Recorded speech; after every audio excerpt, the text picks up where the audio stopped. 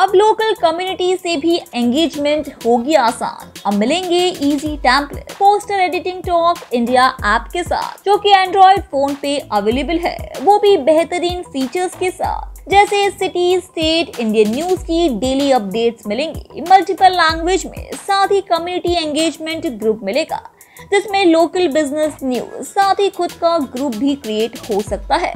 Switch आवर group भी है, जिसमें डेली कोट कर सकते हैं और भी बहुत कुछ मिलेगा टॉक इंडिया ऐप के साथ। तो आज ही डाउनलोड कीजिए।